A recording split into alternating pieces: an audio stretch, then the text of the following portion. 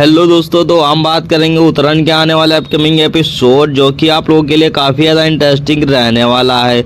इसमें आप लोगों को दिखाया जाएगा कि आखिर जो यहाँ पर मीठी होती है तो वो रानी के बचाने के लिए सबसे लड़ने वाली है। जी हाँ दोस्तों, एपिसोड की शुरुआत में कुछ ऐसा सीन दिखाया जाएगा कि जो आखिर मीठी होती है तो वो कहती है कि आखिरकार एक वैश्य की बेटी को भी जीने का अधिकार है जितना कि एक ठाकुर परिवार को।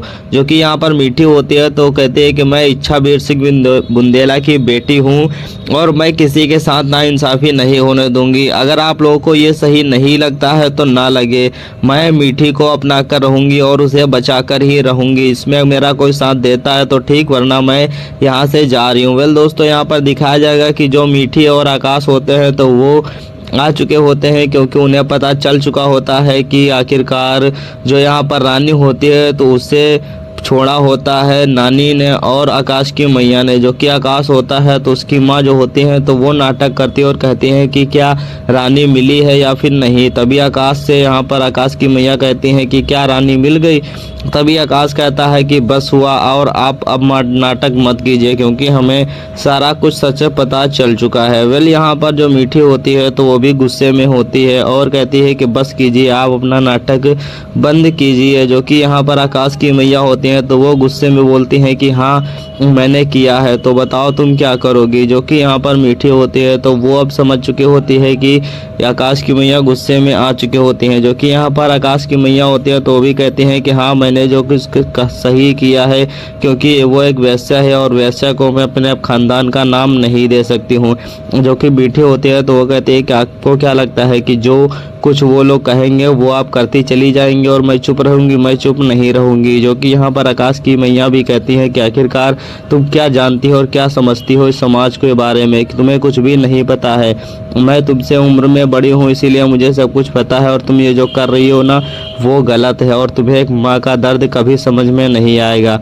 दूसरे सीन में यहाँ पर जो दामिनी होती है तो वो ठाकुर साहब से माफ़ी मांगने के लिए आई हुई होती है, क्योंकि जो कुछ भी मीठी ने किया होता है उसके लिए वो शर्मिंदा होती है और कहती हैं कि मैं आपसे माफ़ी मांग रही हूँ। लेकिन यहाँ पर जो ठाकुर साहब होते हैं तो वो कहते हैं कि दामिनी तुम मत माफ़ी मांगो, क्योंकि जो कुछ भी किया है मीठी ने वो सही किया है, क्योंकि इच्छा हमारी बेटी थी तो मीठी भी हमारी ही बेटी है। और पता नहीं मुझे ऐसा क्यों लग रहा है कि मीठी जो कुछ भी कर रही है वो सही है, लेकिन दिमाग जो कह रहा है वो गलत है और नियति का कहना कुछ और है, जो कि मीठी शायद समझ नहीं पा रही। और मीठी अगर ऐसा करती है तो वो शायद कहीं बड़ी मुसीबत में ना पड़ जाए। बस मुझे इसी चीज़ का डर लग रहा है और किसी चीज़ का नहीं, और मुझे नहीं लगता है कि मीठी गलत हो सकती है। लेकिन यहाँ पर जो दामिनी होती हैं तो वो कहते हैं कि ठाकुर साहब हाँ मैं मानती हूँ आपकी बात सही है, लेकिन जो कुछ भी मीठी ने आज कहा वो उसे नहीं कहना चाहिए था। लेकिन ठाकुर साहब जो होते हैं तो वो कहते हैं कि मीठी गलत नहीं है और वो गलत नहीं कर सकती है।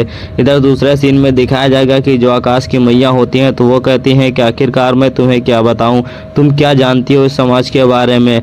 मैंने तुम पर भरोसा किया, इसका मतलब तुम ये नहीं कि मेरे सिर पर बैठ जाओगी। और तुम्हें क्या लगता है कि तुम ये जो कर रही हो वो सही है और रानी को यहाँ पर वापस लाओगी वो सही रहेगा? अरे तुम कुछ नहीं जानती हो इस समाज और दुनिया के बारे में, और एक माँ का दर्द तो तुम कभी भी नहीं समझ पाओगी। जो कि यहाँ पर मीठी होती है तो इतना सुनकर उसके दिल को धक्का लगता है और ये सभी को पता होता है कि मीठी के दिल पर यह बात लगेगी, क्योंकि वो कभी माँ नहीं बन सकती है। लेकिन यहाँ पर क्या करे, यहाँ पर आकाश की मैया भी मजबूर हो जाती हैं। इधर जो यहाँ पर मीठी होती है तो उसे इस हालत में देखकर मौली और अंबिका काफ़ी खुश हो रहे होते हैं। दूसरे सीन में यहाँ पर जो मौली होती है तो वो आग को और ज़्यादा भड़काने के लिए आई हुई होती है, यानी आकाश की मैया के पास आई होती है और कहती है कि हाँ ये सही कह रही हैं, आपने ही जो है तो मीठी को सर पे चढ़ा के रखा है और वो आपके सर पर नाचने लगी है।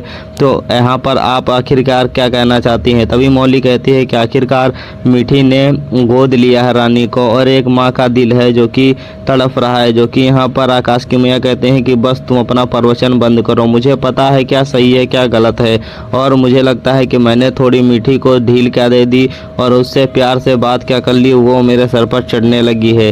लेकिन यहाँ पर जो मौली होती है तो उसका इरादा कुछ और ही होता है, सिर्फ और सिर्फ आग को भड़काना।